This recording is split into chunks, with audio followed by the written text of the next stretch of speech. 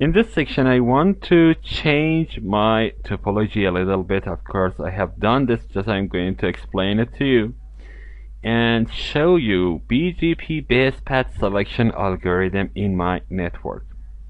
As you can see, I have removed the link between router 4 and router 3. I have added a link between router 3 and ISP1. Now you can see that I have two exit points to AS100. One is from my router 2, one is from my router 3. In my case, I have put router 1 and router 2 and router 3 under AS123. Router 1 is still route reflector, and router 2 and 3 are clients of router 1. And as you can see, router 4 and ISP1 are under AS100. There is a RIP configuration with minimal, networks configured on router 4 and ISP1. And now I want to show you the actual configuration here. I have made one little thing here that is not desirable, but just for simplicity, I want to have this. On router 2, I have advertised the default route to router 4. As I told you, this is not a good practice, but this is just for simplicity here. And on router 3, I have originated a default route and sent it to ISP1. So if I go to router 2 and go to routing BGP, I can show you that router 4 is receiving a default route. But as I told you, this is not a good practice. You should always create aggregates and send them to other ISPs so that you are quite specific about what you are advertising. Okay. Now, if you can see, if I go to router 1, I have router 2 and router 3 in AS123, and they are route reflector clients of 9. On router 3, I have router 4. Let's go to routing BGP. I have on router 3, I have ISP1 as a neighbor, and the remote address is 31.31.3100. And on router 2, I have router 4 as a neighbor, and you can see that I have selected to have 192.168.24.104 as the remote address. It is in remote AS100. Router 4 and ISP1 are internal BGP neighbors. Okay, now the first thing that I want to show you is routing table on router 1. If I go to IP routes, I can see that I have BGP routes here from AS100, for example 100, 111, 0, and I am receiving this from two different places. One is 31.31.3100, that is advertised via router 3. One is 192.168.24.104, that is router 4, that comes through router 2. But some of these routes, specifically those that end to router 4, are blue. This means they are inactive, and the reason is they are unreachable. It tells me that 192.168.24.104 is unreachable. If I go and select the ping, I can see that 192.168.24.104 is unreachable, and tells me there is no route to the host. How can I correct this? If I go to router 2, the link between router 2 and router 4, I can see that under routing OSPF. I have not advertised this into OSPF, so my network does not know anything about this. So I can click on this plus sign, add 192.168.24.0/24 to area backbone, and everything in my network is in area backbone. If I go here, I can see that Ether 1 is added here.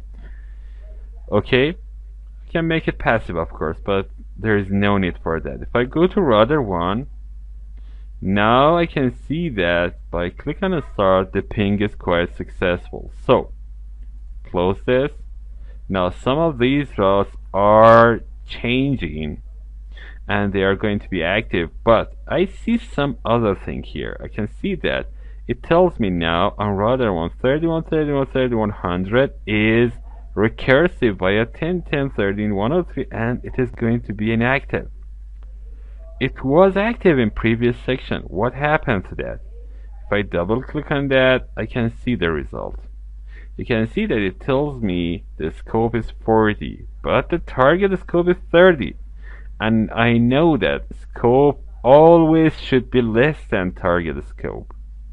I'm going to correct this in a very easy move in next section. Let's go to router 3 and check IP routing table on router 3. If I go to router 3 and open IP routes, I can see that it tells me routes that come from my network 31 are reachable, but routes that come from other networks are not reachable.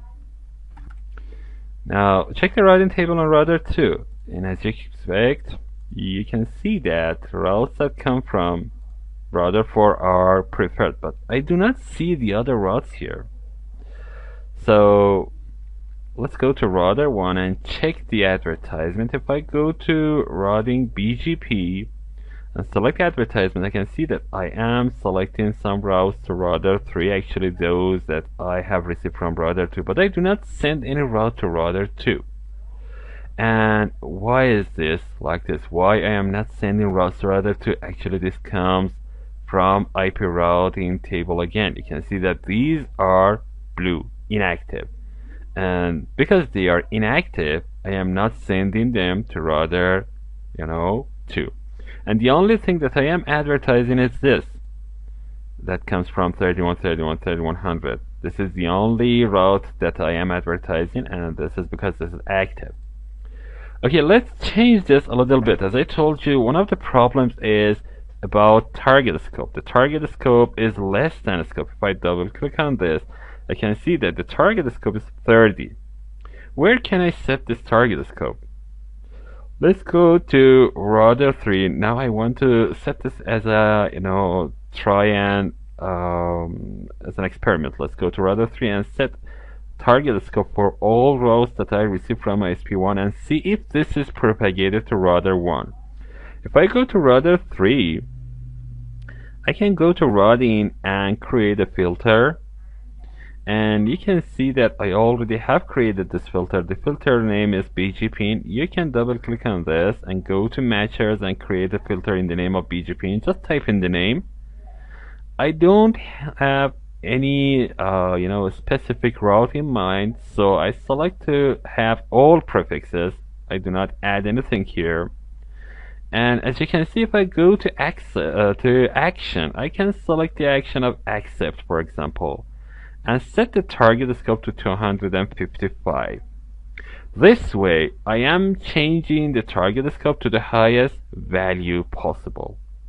Click on apply, click on OK. Now you have a route filter here that you can use in BGP.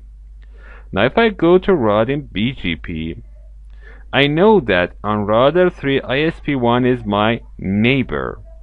I select ISP1 here, double click on that, and select to have an in filter of BGP in, and click on OK.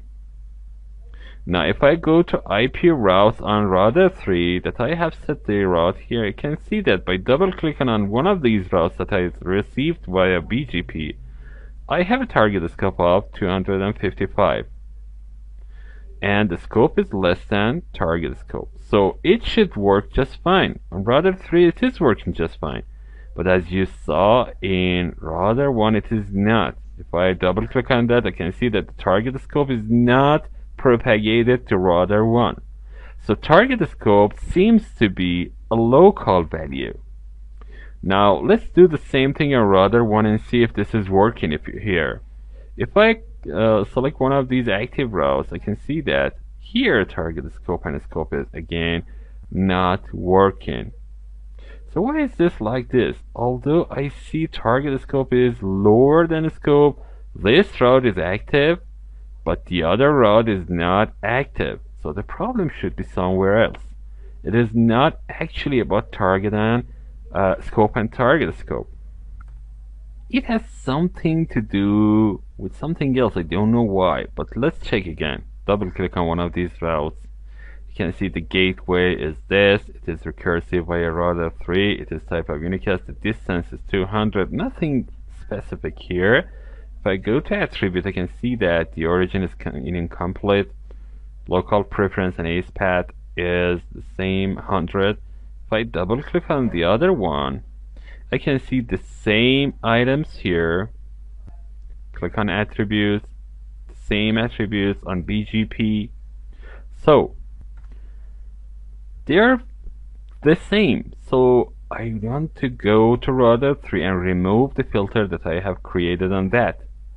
If I go to routing BGP, select ISP1, remove this filter, click on OK, and go to routing filter and remove this. I don't need it anymore, so I don't want to have it on the route filter so that it will make me make mistakes. Now here, do I have a routing filter created? No, nothing here.